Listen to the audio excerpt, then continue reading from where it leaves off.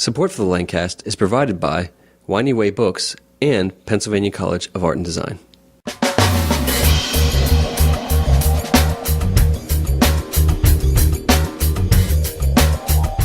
Welcome to the Lancast. I'm David Moulton. And I'm Keith Slusser. And I'm Jason Mundock from Around the Wood Stove. Welcome to our premiere episode of Guys Night. During Guys Night, we're going to talk about some of the things that are going on in our life, and some of the important subjects that we've come across or been involved in recently. So we hope you enjoy the show. All right, guys. So what have you guys been up to? Keith, why don't you head us off? Well, in the last few months, I've had a baby. Not me personally had a baby. My wife had a baby. Congratulations. I helped. Thank you. I helped in the conception of that baby. I would have said congratulations if you would have given birth to the baby. Put some more effort into it. Yeah. I probably wouldn't be sitting here if I had had the baby. I'd be like in some lab somewhere being tested. So what's that now, 7? 4. 4, yeah. Well, you're getting there. Yeah, we're getting there. Hopefully we won't go past 4, looking into our options there. Won't go into detail. Vans. You can buy a van. Buy a van. 15, right? Yeah. I have to buy a conversion van to house all my children. Yeah, but that's okay because when I go for world domination, I'll have plenty of heirs to pass on the throne to. For them to fight with. For them to fight over. Well, I can split up the world into different kingdoms and give them each one. I don't know. So aside from my world domination plans, I've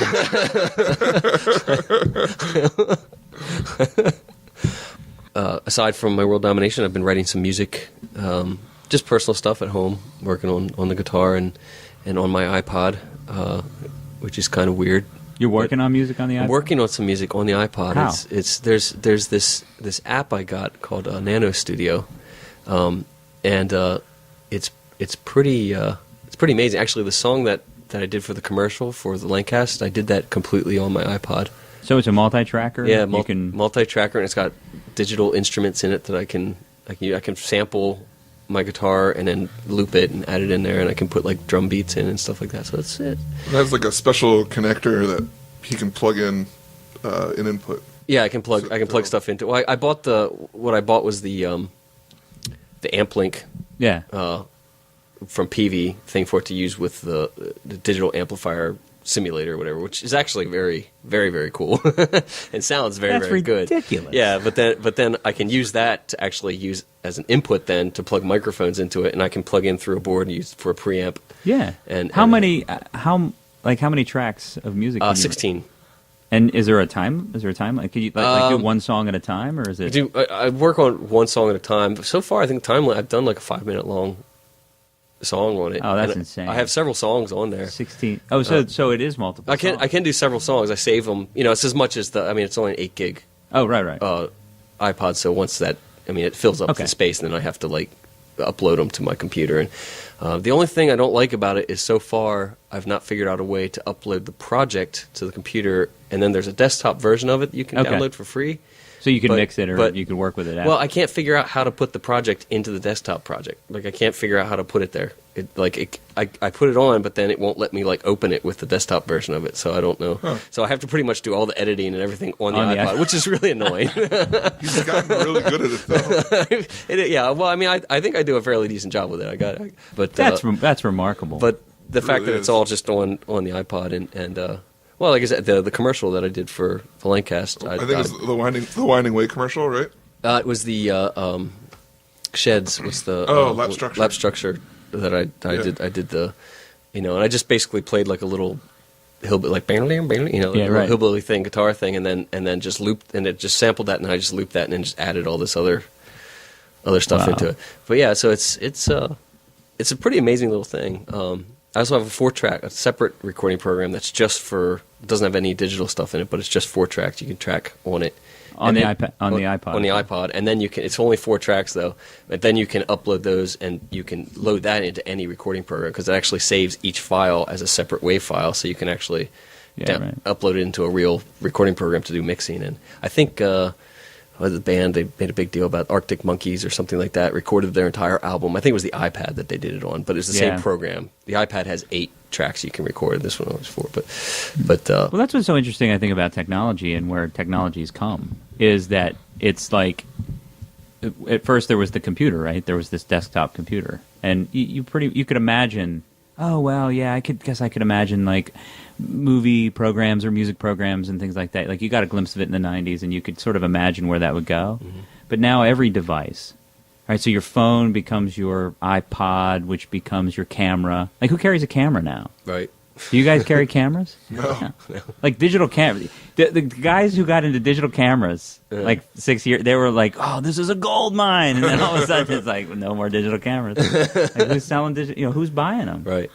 Like, well, the high end stuff. Oh yeah, yeah. If you're a photographer, but that's a limited market. You know, there's always going to be that market. Mm. But for my kid, right? Why would I buy a $150 digital camera when I could just buy the kid an iPod Touch, right? Or an iPhone or something like that. And then they have not only with the iPod Touch and the iPhone, not only is it like a digital camera that you can take pictures, but you can actually edit the pictures right on the device you took the picture of and share them on the internet. So that's what I'm saying. Like, where technology is going, it's exponentially growing, because every device that's created now, you can do all of these things plus more things because you're integrating with the device's hardware. Right. So it's like exponentially growing. It's not just digital recording on a computer. It's digital recording on any digital device. Yeah. That's amazing. Yeah. And film, think about movies. And people, making movies on the same thing with camcorders. I mean, I don't use a video camera anymore. It's the funniest thing though. And you guys, well, you're there with schools. I don't know if your girls are are they in elementary? now? Yeah. So you go to family or like student things at school. Everybody has their phone up. Every person in the audience. It's like a parody. Like, if you look around the auditorium, it's like every adult is holding up a phone. Because there used to at least be a little filter there, because you didn't kind of want to be the dorky dad with a big ass, TV camera, like looking like you're from WGAL, walking around with this big thing. You're kind of so there were certain people that would sort of filter themselves and not bring their big honking video camera. But now every adult is holding up the device, the little handheld device, and it's funny. I saw a picture today, actually, that was like, I think it was more aimed towards rock concerts, and it was like through the decades or whatever, and it was like started off with like the match, like the lighter, and then like there were these hand symbols, like the horns and everything, and then 2012 was like a bunch of hands holding up cameras and cell phones. Yeah. And that was like the new thing. So no, the whole Steve Jobs thing, after when he died, the vigils that people put on, it wasn't candles or lighters. They had the iPod and the iPhones and stuff with the little lighter flame thing on it, and they had it all set up. I mean, there's pictures on the internet of this stuff like set up, like 100 of them. They're set up along the road with the little lighter thing turned on their screen, and that was the flame, the candle of it. But my question about technology is at what point is it too much? At what point do we have too many? Like, where's the tipping point? Because not only are we sort of addicted to it or attached to it, right? You guys both have smartphones. I do. I have a smart-ish phone. Your phone, but you've got the iPod. I've got the iPod, yeah. So that sort of works as a complementary, a complementary device. So you're carrying 2 devices, right? Right now, you typically carry 3 devices, and people that I see carry multiple devices, or I don't know. It just seems like that people are carrying more and more and more stuff. When you think about the average guy walking down the street is carrying a couple $1,000s worth of stuff. Mm-hmm. If they've got a laptop, right, like a MacBook, whatever. And an iPhone, $400 or $500. Mm. You think about that, and you go back 15 years. Yeah, and you think the mindset 15 years ago would have been like, oh, you could never walk down the street like that without getting mugged for it. Oh, absolutely. But it's so common that who would bother? Like, I have that already. Like, I don't need that. Yeah, like the mugger's phone's probably better than yours. Yeah. I think I've actually had my car broken into and my GPS was left behind because it was so old. Somebody was like, I don't know what this. I think they took the change out of the dash, but they left my app. It's like, what is this piece of junk? But and that speaks to the speed of it too. Right. Could you have imagined 10 or 15 years ago that you would buy a $400 or $500 device and consider it dated in 2 years? Yeah. Like, I really thought that was going to change because computers were changing so quickly originally. Right. That it was a sort of a 3 or 4 year. I mean, it was a 4-year life cycle. People would say, is that a 4-year life cycle? That's not the way it is now. You carry more stuff, you pay more money for it, but it seems like that the life cycle is shortened. Oh, and if you buy it at the wrong time, your life cycle's down. Like, I bought the iPhone 3G, and they had, when they came out with the 3GS 3 months later. And I guess I wasn't up on the news or whatever. I didn't realize it was coming. So 3 months later, I was like, what? Yeah. This new phone out. It's like, it's better. The same price. So you're instantly, with the old stuff. Yeah. It took 3 months for that phone to be out of date.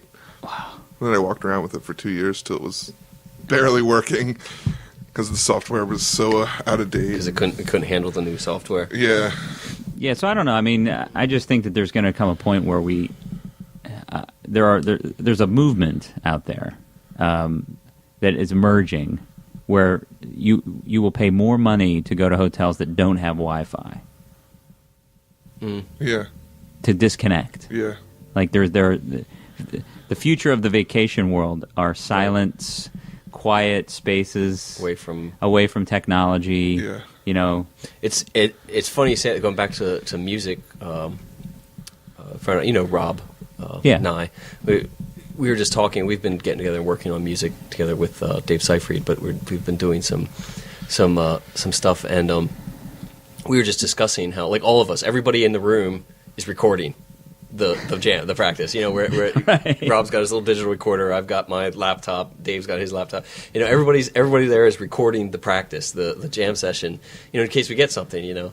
And we were just talking about, like, how back in the day, like the cassette recorder, making mixtapes and stuff, like catching the song on the radio just at the right time and, like, hitting the okay, yeah, got that. Okay, got that song. And it was like and how, like, digital technology, how there was an art to the analog technology that you miss a little bit with the digital technology, because you don't have to be quite as precise when you're picking stuff up.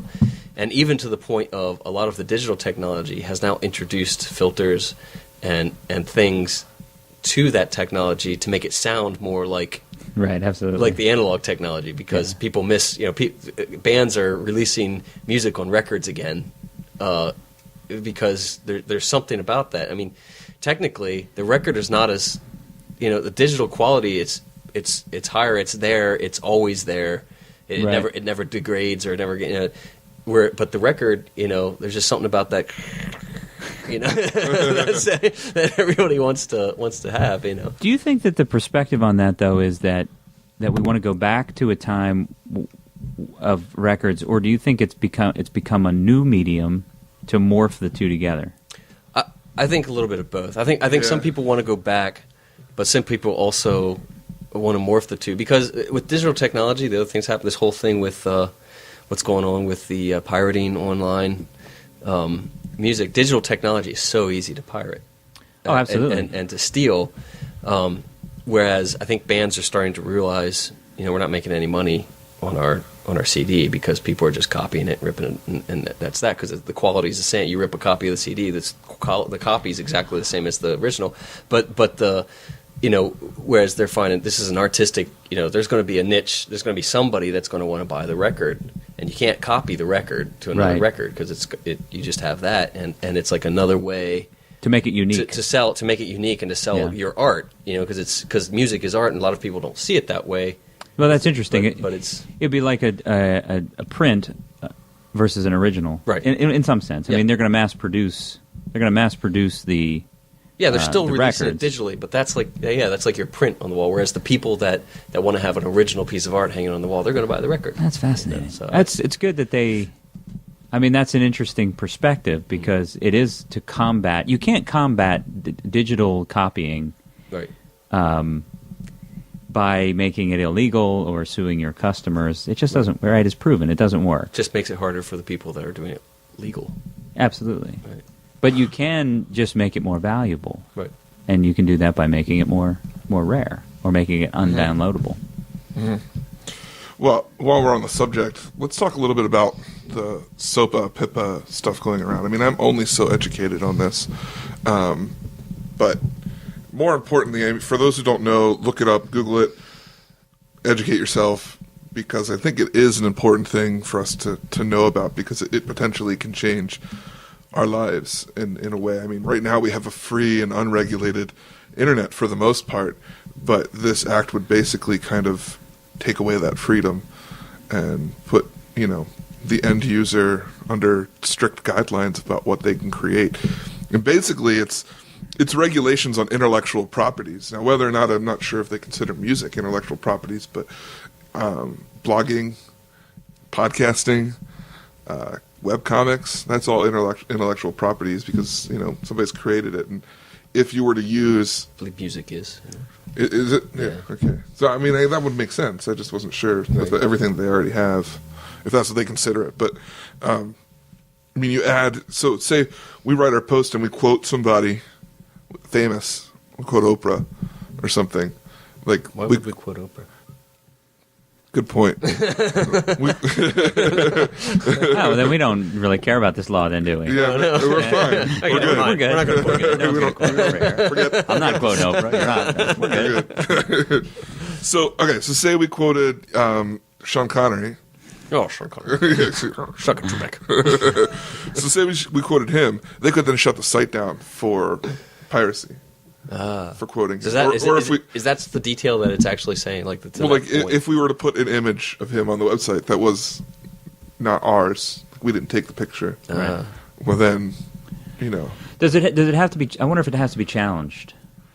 Well, I don't know. I mean, I really don't know because like I said, I'm only so educated. I only know the rough cut around it. But there was a really good TED Talk that came out a little while, very, very recently. I mean, it's about SOPA. And I'm not sure, I can't remember the guy who did the talk, but it was a really good overview, like a 15-minute, talk about it. But it didn't get into quite that kind of granularity. It's more conceptual. Mm-hmm.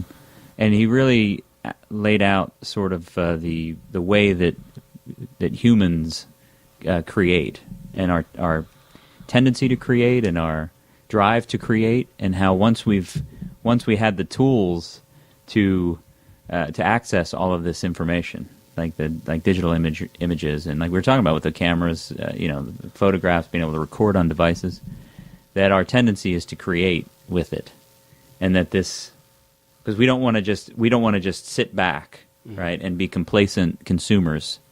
But big media, according to this talk, big media wants you to be, right, because makes sense. Yeah, they want you to consume the big media, and the example that was pretty profound was that back in the day, we'll say 30 years ago, a big media corporation that wanted to make a television studio, for example, that wanted to make a television program. That television program, they wanted to run it, say, on Tuesday night at 7:00. It only had to be better than the two programs that were also running at 7:00 right. on the other two networks. Right. That was it. Yeah, because there were only 3 networks. Yeah. There were really only 3 or 4 channels that you could get. And then as we've expanded, and I think that was still kind of okay with cable. Mm-hmm.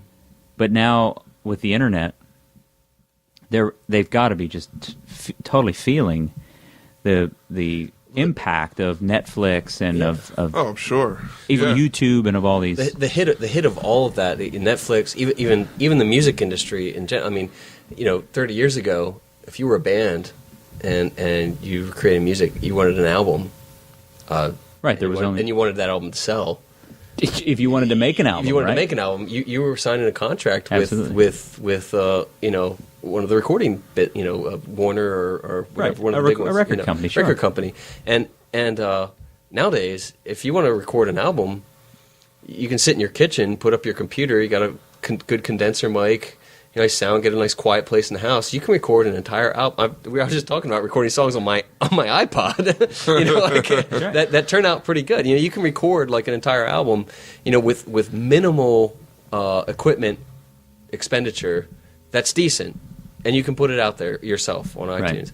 And that's the key. You can distribute it to the world, right? Yeah. And if your promotion machine is good enough, or you can get enough. That's that. Right now, selling music is not about how hard it is to make it or create it. It's about are you good at selling it, because there's so much music out there, because so many people can put it out there.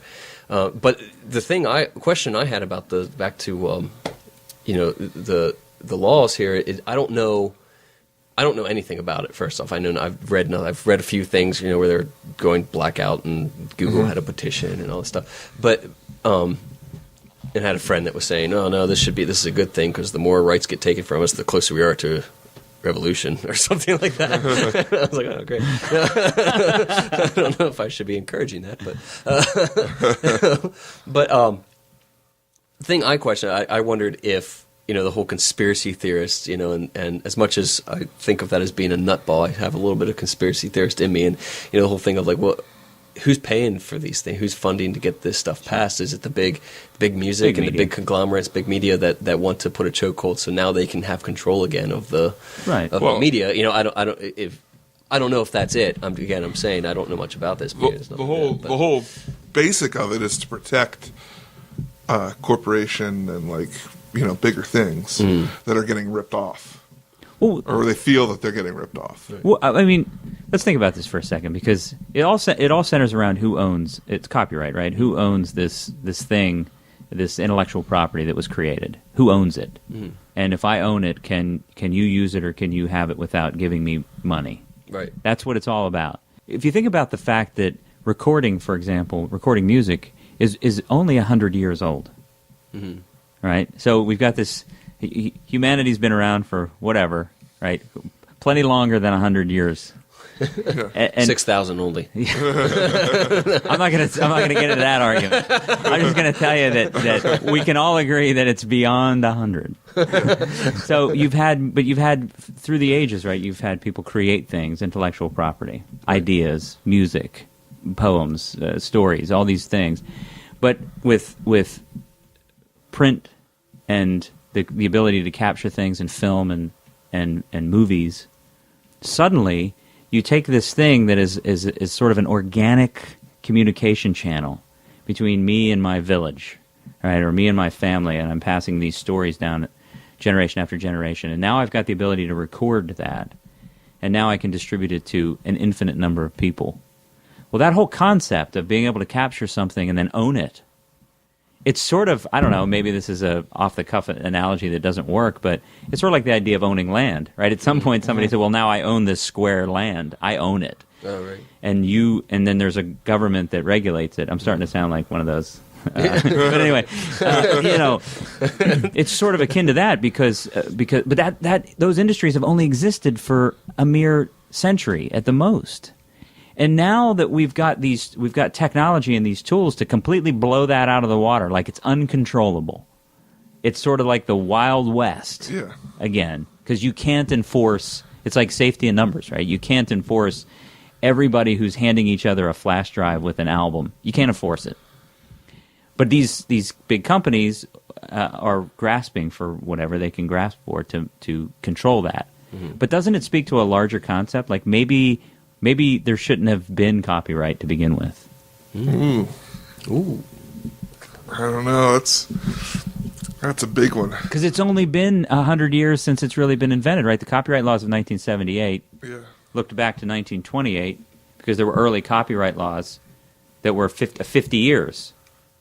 Mm-hmm. So if you wrote something in the 1800s, and if I'm misquoting some of this, then listeners, please comment on the post. But copyright only existed for 50 years. So if I wrote something when I was 20, by the time I was 70, I didn't own it anymore. Mm-hmm. So in 78, it changed to something like my lifetime plus 99 years. Mm-hmm. If I wrote a song, then I technically own the copyright of that song for my lifetime. I die when I'm 120, and then 99 years past that. And then it becomes public domain. That's why you have public domain anything before 1928. is public domain. Because all those copyrights were owned up in 50 years, up to 1978 when the law changed. Right. Well, this is where Creative Commons license comes in, and I think that's what we released the Lancast under. I don't know, is that Around the Wood Stove released under Creative Commons? Basically, I'm a big media company. Yeah. Oh, that's understandable. You got big cash I'm money paid coming for tonight, in, right? Because if not, I'm suing you. You got my release form. But basically, we release under the license that anyone can redistribute our work. They can edit it, and they can change it as long as they both provide a way back to the original source, they cite us, and that they don't make any money off of it. And how would you ever enforce that? Yeah, you'd have to get a lawyer. Right. That's basically what it is. It becomes the same thing. You'd have to invest money that you don't have to get money from someone that they depending on how big of a deal it was, right? A lawyer might take it, pro bono or whatever, just for true. If the payoff. If a big company took your material and didn't give you credit, you could sue that company. Yeah. So basically, if a news corporation took. So when his big company takes it, then we'll go after Jason. That's right. So basically, if a big not Jay. Big news corporation takes thanks, Kay. some clips of this, and then they air it in a commercial, right? Or anything airs in a commercial, and they don't pay us for it. Or give us or give it. Well, they'd have to. We're on our licenses that they can't make any money off of it. Right. Okay. So they make money off of a clip that we're. Then if that's a big enough corporation, we could turn around and sue them. Right. For our So why aren't any corporations using? We have to make some stuff. But it's a very very tricky thing because we release that, we can only use Creative Commons things under the same license. So like the music that we use that Keith doesn't make has to be released under the same license, or a license that can then be tacked on to any. If we have additional stuff, that can be tacked onto it. So it's well, that's interesting. So if you interviewed a band that was coming through town and they didn't release their music under Creative Commons, you can't play that music on the show. I can if they give me permission. Oh, so if the band gives me permission, I can play it. But the trick there is then their music is under our Creative Commons license. That recording of it. Yeah. So if anybody were to take and cut that song out of our show, like they would have to, and they were to redistribute it and gain money off of it, then the band could sue or we could sue or whatever, because if we wanted to. But you see, I mean, that this example sort of speaks to what I was talking about. I'm confused already. Exactly. Yeah, it gets confusing. And the reason we had to do it is we had Steve O'Donnell, who is a copyright lawyer here in Lancaster. He was on our show towards the beginning of Daniel Klotz's term. And at that point, we were just playing whatever music we wanted for intro and whatever music, whatever. And he was like, well, you should have told me that because I'm a lawyer and I'm telling you that you should not do that. And now that I've told you that, you can get sued. So you have to be warned, I guess, the cease and desist. Sure. So basically, he gave us a verbal cease and desist. We were like, oh, we have to learn things to figure out how to do this. Yeah.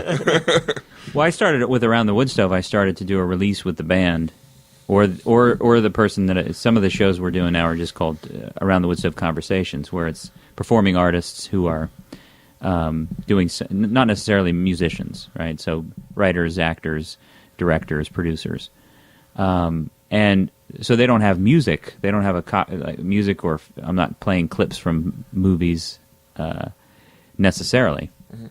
But I still have them sign a release that say I can use their likeness, their voice, their image on the website as part of this episode, or as part of any promotional. Right, like a commercial or a promotional, anything to promote the show. Mm-hmm. And any music that I use, any music that I plan to use is part of that release as well. So I would say from this particular album, or I list the songs that I'm going to use. That way, at least I have in writing their permission to use those. My fear wasn't necessarily that I would get sued. It was that if I have this musician on who's a regional musician or local musician, and they end up becoming the next big thing, the fact that I had them on the show was part of that. In some small and maybe arguably insignificant way, that was part of their path. And if they become the next Dave Matthews, that benefits me to have had them on that show. Right. They could turn around and say, you have to take that down. Yeah. You can't use that episode, but the release protects that. It says, well, That's a smart move. you gave me protect. I can't use their new material. I can't just like say, oh well, Yeah. you know. But it would be beneficial for me to have them still on that show. Yeah. Yeah. And that's one of the benefits of having our own photographer is that Oh, absolutely. we don't have to worry about swiping pictures or getting them to send us pictures. I wonder what Facebook images are. Well, you can download anyone's images. It has a button to download. That's right. And I'm sure there's got to be some sort of, by being friends with someone and not setting your privacy, that you're, whatever. You're releasing. Yeah, you're releasing. making Because I know that that Flickr, like when you upload to Flickr, it becomes Flickr's property, depending on how you have your settings. Well, the reason I ask is because sometimes I'll use press photos. Now, I don't think I could get in any trouble because, I mean, the band is making their press photos available on their public website And your press. or their public Facebook page. But Yeah. I don't know if Facebook counts, but I would assume it does. Interesting. It's interesting question, but it still speaks to this whole idea that somebody owns that thing, and are we to a point where that's just sort of blasted, like because of the impossible enforcement? Well, while we're on the subject of Around the Wood Stove, what's going on in your realm of the world, Jason? Well, the Around the Wood Stove is still plugging away, and actually looking in 2012 to expand to a few threads. So we have the regular music interview show that has been on for a couple years now, interviewing musicians, talking about a particular record, mostly concerned with the process of making that record, the creative process. But as I mentioned earlier, there's a conversations thread, which is, I didn't want to limit the show to just music, because the Woodstove House mission is expanding to the performing arts as a whole. It sort of always was, but music just sort of took the front seat, we'll say. So I wanted the ability to release episodes under the same name, but differentiate it from the typical Around the Woodstove episode. So the conversations is just sitting down and really digging into creative process with artists, performing artists in particular. And the third thread is what I call artist spotlights. And I just experimented with this late last year.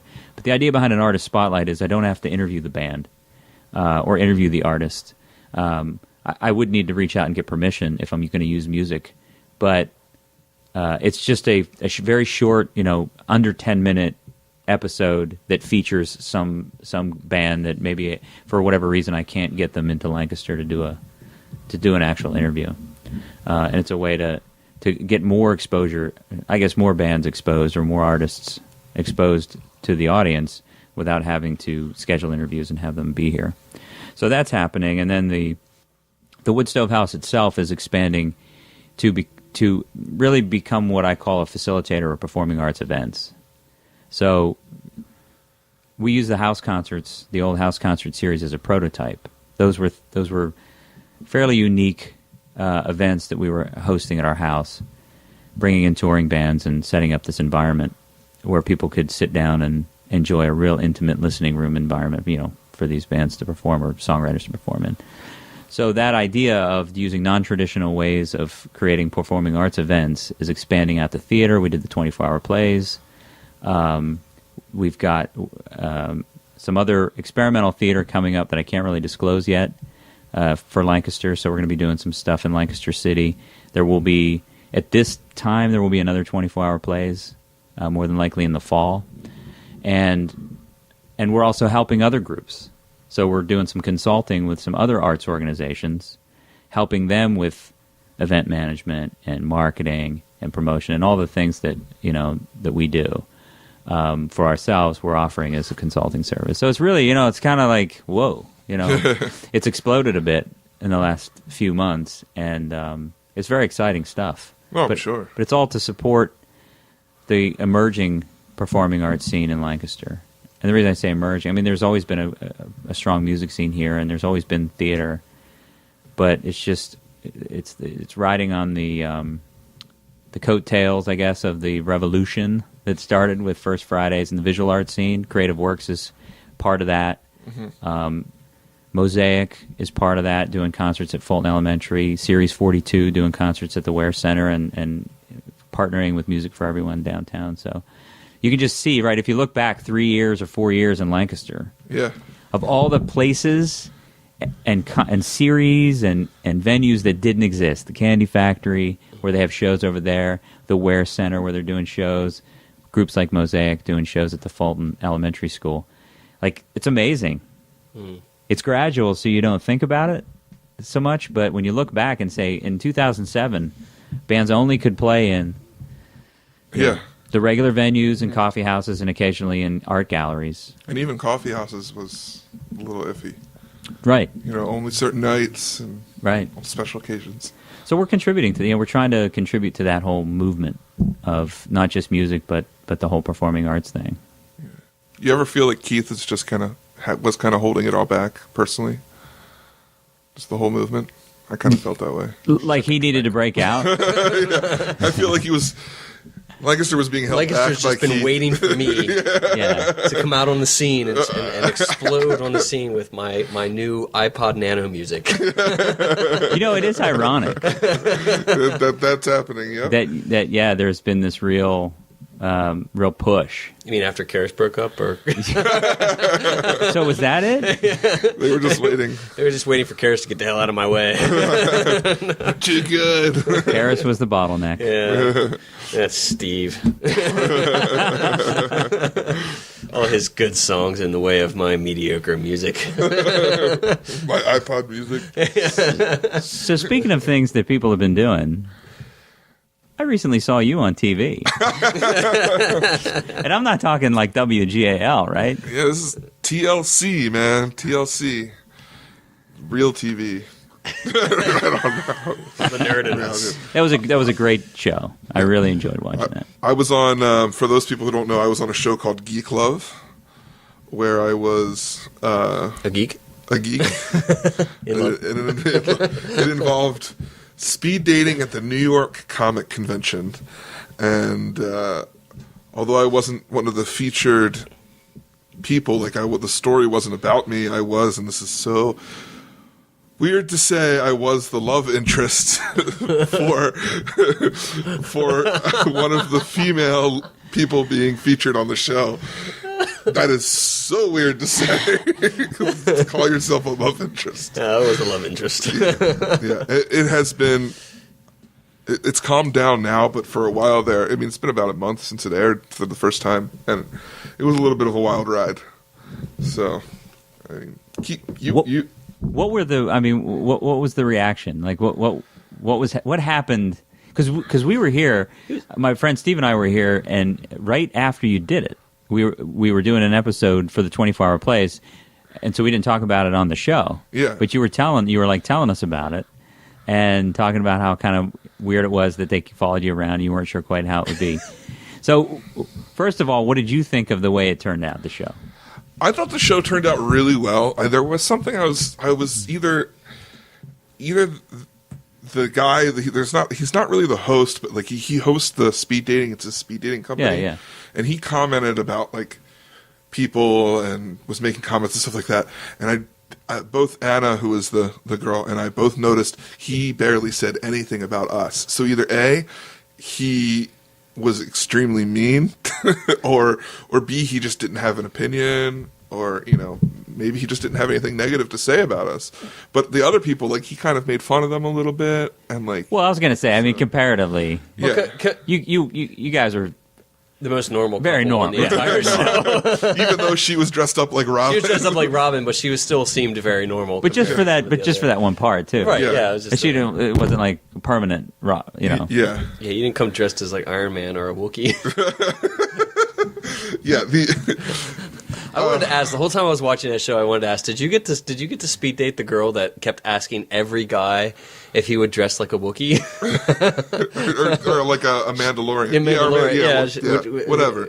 I remember the guy saying Mandalorians hunted Wookiee scalps or something, so it would be an abusive relationship. Here's the really weird thing: the Boba Fett guy and the Iron Man guy were both in my speed dating session. We didn't get to speed date them. But the women that they matched up with were not in my speed dating session. So that means that they failed once, and then they had to go through another session, and that's where they met. How many sessions did that guy that had like a Whoopkie go through then before they decided that he wasn't going to get any girls? That guy has. Did you watch the first episode or just the one I was in, Jason? Just the one you were in, yeah. The first episode featured a guy who didn't get a date, and like his whole thing was he held like a Wookiee. You know, like he could do it. Mating call. He did a Wookiee mating call for every girl. That's how he started out every speed date. With I like to howl like a Wookiee. I like the Wookiee. I don't wow. Yeah, and like when they did his like confession at home, like that was his big thing. Like he's like, I'll get the ladies with this, and it was sad because there was one girl who seemed like she might be interested, and then she wound up walking right past him when she. Yeah, he thought she was walking towards him, and she walked right past him. Yeah, twice. That would suck. Yeah, I mean that would really be a tough. And at the end, he was at the end he's talking about how he's going to go out on the town, and like it's afterwards. He's like, "Oh, I'm just a single man on the town tonight," and it was so depressing. Yeah. At one point, my favorite line, plenty of fish in the yeah, go ahead. He goes, "Well, you know what they say. There's lots of fish in the sea." And I hate fishing. Like that, there's that long pause and like depressed. Like that's tough. So he must have agreed to be on the show before he knew. Well, yeah, he was one of the people that were featured. But the thing. Could you just imagine though if you're like you agree to be featured, and then it's just like you can't even. Yeah. I mean those are your people. Right, if you're howling like a Wookiee, there are very few places, right, in the world that you're going to be able to go. And apparently, a key glove is not one of them either. Well, I guess they did a follow up on the TLC website where they called the people featured, and I guess he and the main girl that he was really interested are both talking, and that's cool. He said that they were friends, but he was hoping that it would develop into more, and I was like, buddy. She doesn't want that to happen, and he just said that. Now it's on the website. You might have just gotten yourself in trouble, but I mean, who knows? I mean, best of luck to him. Yeah, right. You know, but that's Yeah, I'm gonna have to go back and watch that one then because I want to hear that. You want to watch the depressing scene? Well, no, I want to hear the Wookiee call. Yeah, I'm in that one for like 10 seconds. He did actually sound for it, but he did sound like a Wookiee. He did. I mean. I just don't know if that's the best way to pick up, humans. One would guess. Yeah, but like I said, I mean, that's the place if you're gonna. Right. Okay. You might as well give it a shot. Right. You might as well roll that out. Right. Do you think most of the people in that, a lot of the girls seemed more normal than the guys in that show, I thought. Really? Yeah, I thought so. I mean, there were a couple weird, like the one that was dressed up like the generic Boba Fett. I don't know what they're called, but Mandalorian. Oh, I know what that is. Which is why you were on the show and I was not. Yeah. I mean, it just happened. I wouldn't have been on the show if it weren't for Anna. Right. Having chosen us being, quote-unquote, a perfect match or whatever by the speed dating. So, but, yeah, it was crazy. I mean, in my session, there were a lot of really weird girls. I had 3 in a row, and it's a total of 9 minutes of like being polite to these crazy. Give me an example of what would be like weird, like over the top. Okay, all right. So the worst one. So there's 2 that were like weird and gross, and then the third one was like gross and super weird. I don't know if that makes any sense, but she had dolls, porcelain like. Dolls. All right, yeah. There's a line that got crossed. Yeah, and she had them on her. She had 2 of them sitting on her lap. And like this is the third person I've sat through that's obviously socially awkward, and none of the other guys were even talking to her, or the other 3. So I was trying to be very polite and like respectful to these girls because I was like, they're putting themselves out there. They should at least get like a conversation. Sure. But some of them was like pulling teeth to get them to talk.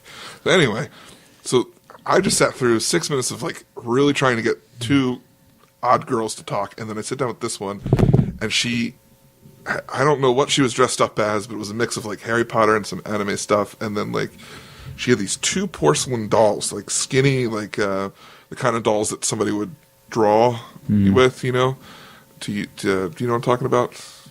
No, you're looking at you mean stairs. like the position dolls? Yeah. Oh yeah. Okay. Yeah. So kind of like that kind of shape, but they were made out of porcelain. And then she had one was an elf, and they were dressed and like painted, and of course, I was like, so Look at those. How about them dolls? Look at those. Yeah. And she was like, she apparently like goes to conventions and like buys all built them, made them out of like, and that's when she goes to conventions. So like, they had names and like fictional stories to go with them. And by this point, I'm like, all my conversation skills are gone. I don't know what to say to this person. And I'm like, oh.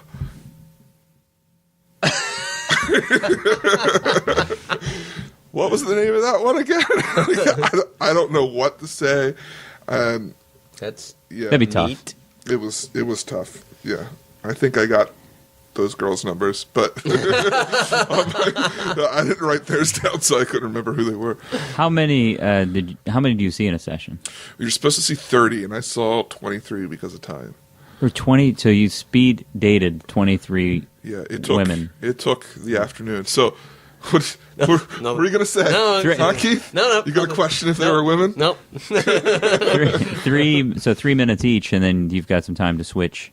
Okay, so yeah. So the way it works is like you face each other, and you can kind of see this in the episode. Yeah. You face each other, and the girls stay put, and the guys move. There's like arrows on the floor, and then 3 minutes are up. Boom, you move to the next person. And how close together are you so you can kind of hear can you hear the conversation next to you? We're a little closer than you and I are sitting, which is I don't know what 3 feet, 4 feet. Yeah, so it's more like 2 feet. Like you could lean forward and touch the person's knees. Okay. Easily. Not that you did that. Not that I didn't. No, I'm just kidding. But I didn't do that. Not that I wasn't touchy-feely. Especially the porcelain girl. Yeah. Let me feel those porcelain dolls. I'd like to touch them. Oh, crazy. there's a pickup line. Hello, may I feel your porcelain dolls? So, but then the next person, are you close enough that that's probably about 3 feet to the next person. Okay. So it's very like quick, like boom. Yeah. And that's why they call it speed dating. Speed dating. You don't actually do speed and then date, which is what I thought it was going to be. It's so confusing. But yeah, you go through. You talk to a lot of women, and to try and find a match is kind of crazy. And then you only get to pick one. Well, what happens is then they keep the guys and the girls separate when you're not dating.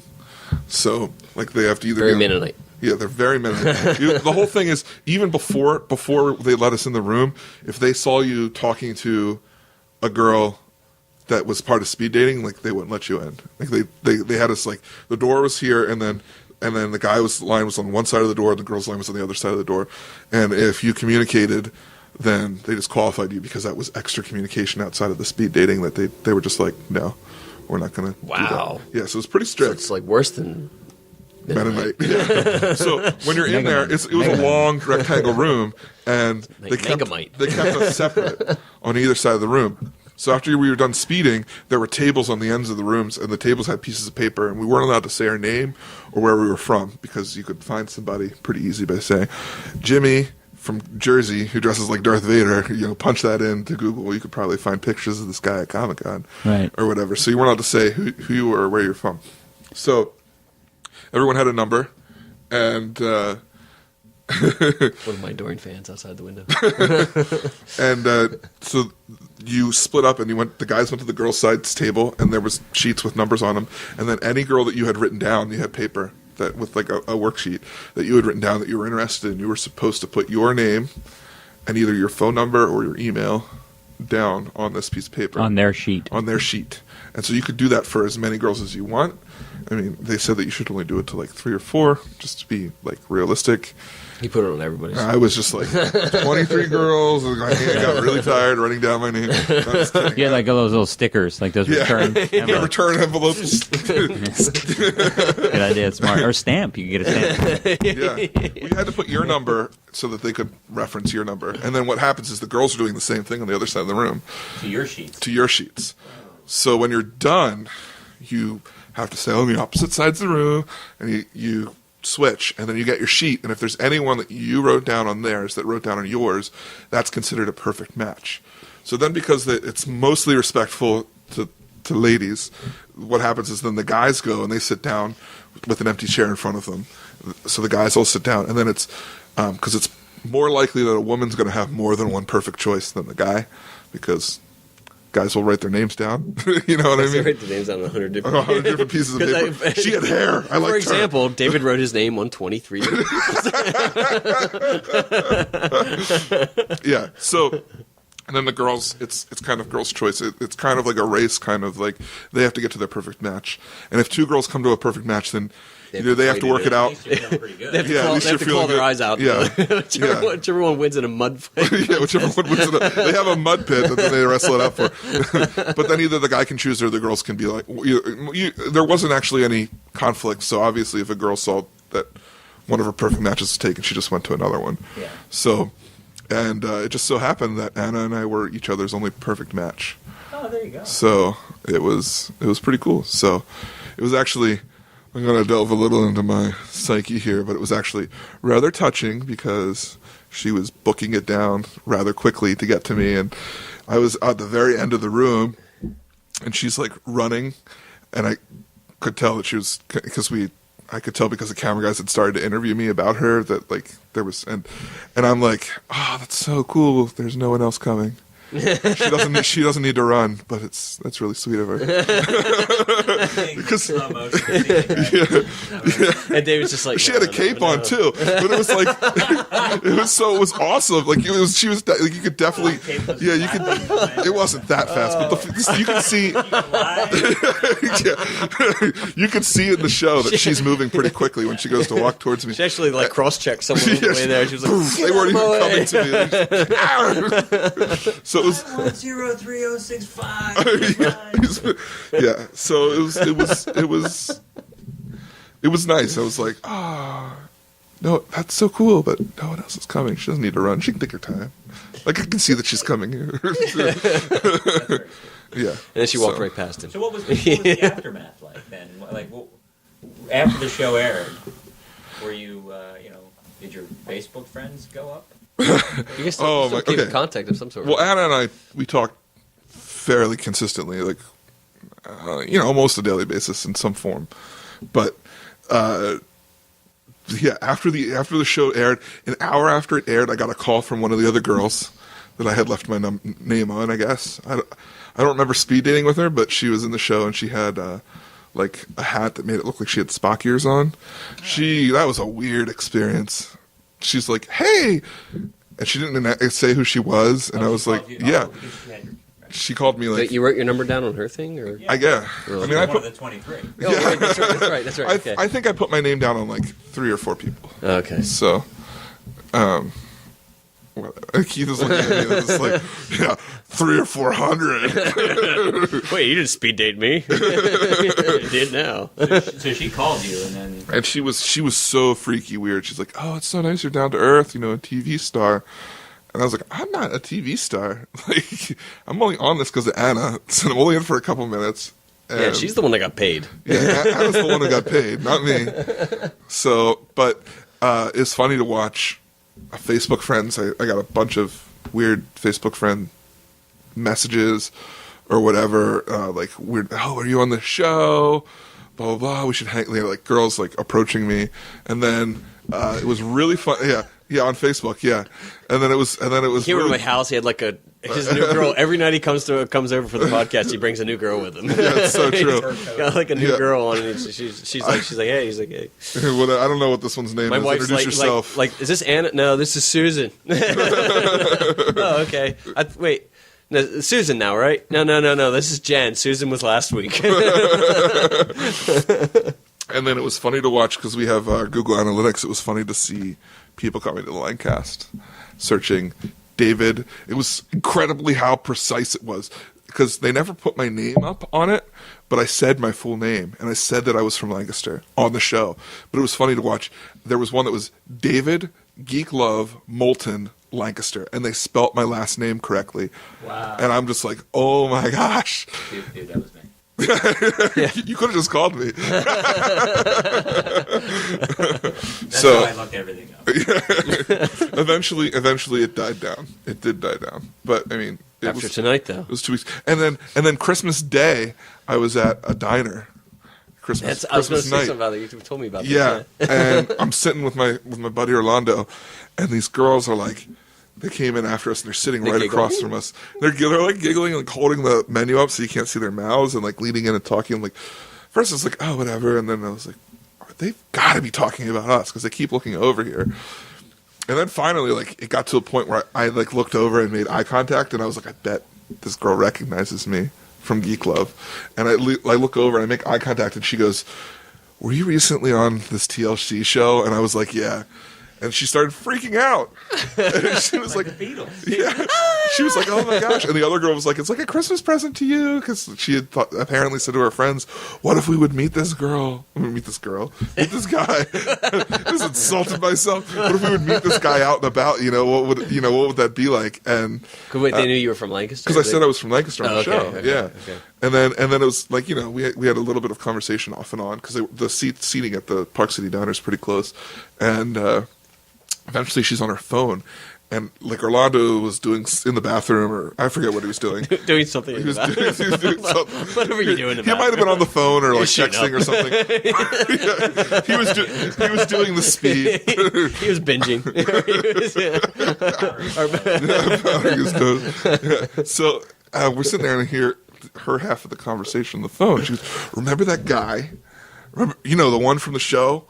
The show that they went in New York with the Comic-Con that was from this area, the TLC. And she's like, he's here right now. And then she gets really, I am talking to him. Take a picture with her phone? Yeah. Basically, she's like, I'll get a picture with him and prove it. So before they left, they got a picture. And I was like, Wow, dude. hey, she was cute too. That's that's interesting how that status, that celebrity status. Yeah. Yeah. Next thing you know, you get your 15 minutes and It's over. boom. But they did. So is there a follow up on that show? Like how does that work? It's just once and done kind of episodes.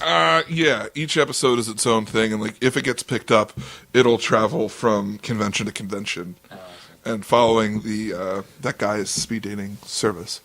And so they'll follow different people at different things, and I think that there were questions about whether or not it would take advantage of nerd culture and make fun of us, but like I didn't feel that way at all. I don't think it didn't really make fun of it. No, I think that it was very. I mean, look, if you're putting yourself out there, yeah, and you're agreeing to be on a program and you're into that, it's sort of like. It's just sort of like the way that that whole culture has shifted over years anyway, right? Yeah. I mean, it was funny, but at the same time, it didn't feel like it was disrespectful. Yeah. Like, these people are crazy, you know what I mean? So Right, like a circus show or something. yeah. So anyway, It was funny though. I mean, there were comical moments in it. the first especially watching the first episode. I was in the second episode. Especially watching the first episode before it. First episode was much. With the guy who didn't get a girl, was much more like, and I was like, oh my god, I'm on the show. Like, it's gonna be crazy. So, but anyway, I don't know. You know what I mean? If you go on TV dressed as Boba Fett, right, Yeah. right, yeah. you're putting yourself in a position Yeah. where there are people, there is a particular slice of this culture that's going to make fun of you. If you're willing to dress as Boba Fett, period, Right, that's right. you probably don't care Yeah. about the people that are going to make fun of you. Well, the biggest stick from my part was that her mom came with us on the date. Yeah. And that was the big. That was a little weird, but yeah, It was fun. A lot of the weird questions because people were like, "Oh my god, her mom was so crazy," but she really wasn't. Like both of the big odd questions that were asked, they had her ask those questions to me. right for the show. Sometimes more than once because they didn't have the cameras up. So And they wanted the right reaction. They were crafting it. Right. yeah, There's always a point of that. Yeah, somebody's still producing the show. yeah. Well, we're about out of time, so I hope you've enjoyed this special edition of Guys Night on the Lancast. If you have any comments or responses to anything that we talked about, or you want to correct Jason on what he knows about internet stuff, go ahead and leave that in the comments section below. And if you have any suggestions for things you'd like us to talk about on the next Guys Night episode, which will probably be in 2 months, also leave that in the comments. And we look forward to doing this again. We hope you've been enjoying the Lancast. This episode was produced by myself, David Moulton, with show notes by Keith and Lawrence Lesser. All pertinent links to this episode can be found in the show notes at thelancast.com. If you specifically liked this episode, we ask that you consider making a donation. Every little bit helps. Even $1 a show can keep us going. If you'd like to help support us, you can do so by going to thelancast.com/donate. And don't forget to subscribe in iTunes and tell a friend about the show. So, for the Lancast, I'm David Moulton. And I'm Keith Slesser. Asking, are you in the cast?